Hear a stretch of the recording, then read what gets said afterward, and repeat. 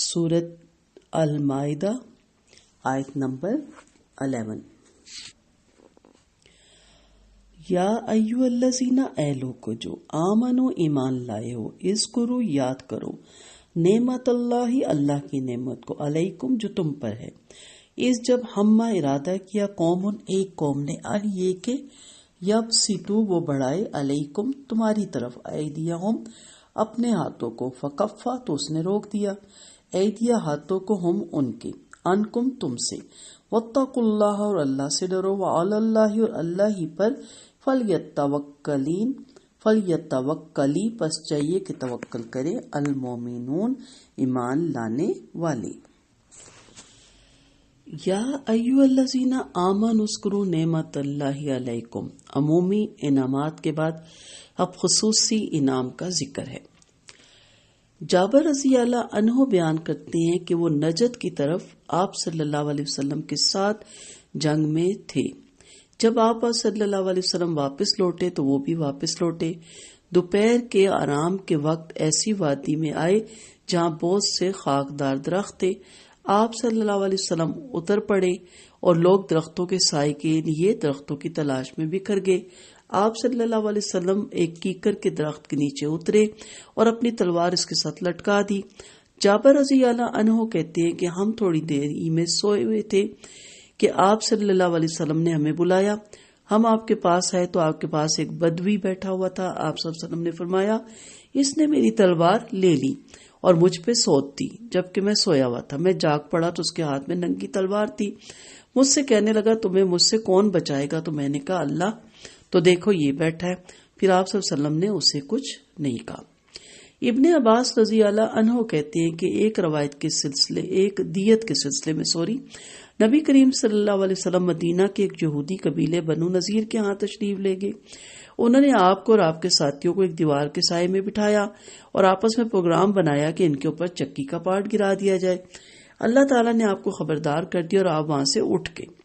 ممکن ہے قرآن نے اس ایک آیت میں بہت سے واقعات کی طرف اشارہ فرمایا ہو، اور یہ بھی ہوتا ہے کہ ایک آیت ایک واقعے کے متعلق نازل ہوتی ہے، پھر یاد دہانی کے لیے دوسرے واقعے میں اس کی طرف اشارہ کر دیا جاتا ہے۔ تو یہاں ہمیں پتہ چلتا ہے کہ اللہ نے جو پہلا احسان کیا مسلمانوں پر، وہ اللہ تعالیٰ نے یہ فرمایا کہ انہیں اسلام کی توفیق بخشی، اور اسلام کی بدولت ان کی قبائلی عصبیتوں کا خاتمہ ہوا اور لڑائیاں ختم ہوئی اور آپس میں بھائی بھائی بن کے زندگی گزارنے لگے۔ دوسرا احسان یہ تھا کہ حدیبیہ کے مقام پر کافر یہ چاہتے تھے کہ آپ پر حملہ آور ہو کر آپ کو صفحہ ہستی سے مٹا دیں، لیکن اللہ نے ایسے حالات پیدا کر دیے کہ وہ اپنا ارادہ پورا نہ کر سکے۔ حدیبیہ کے دن جنگ روکنا اللہ کا احسان تھا۔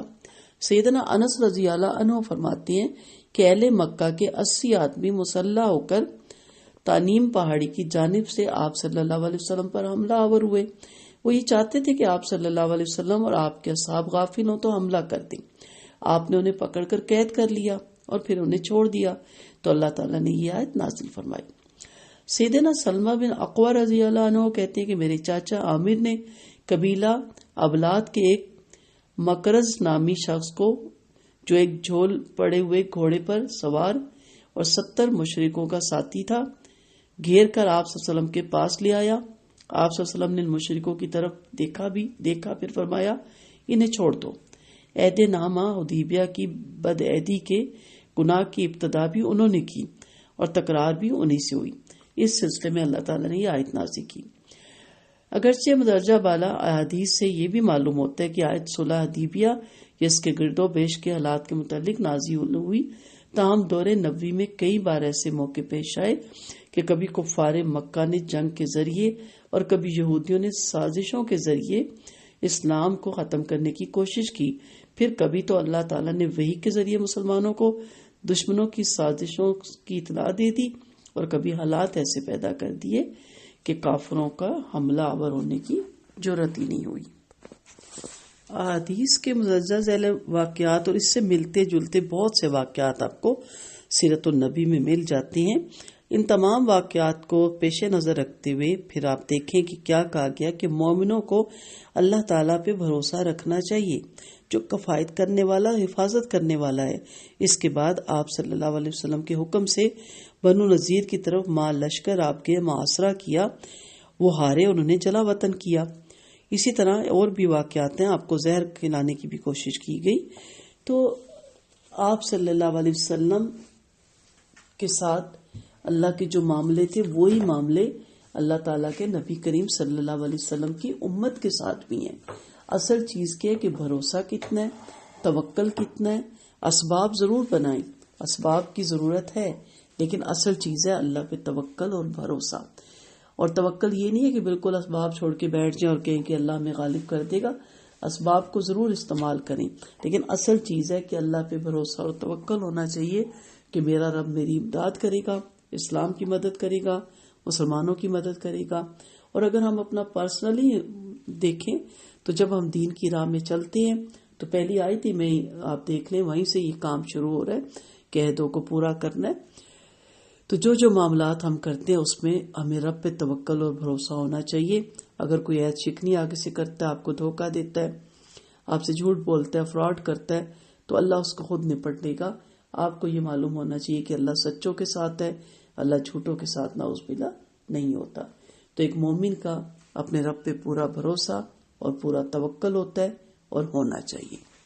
وآخر دعوانا ان الحمد للہ رب العالمین۔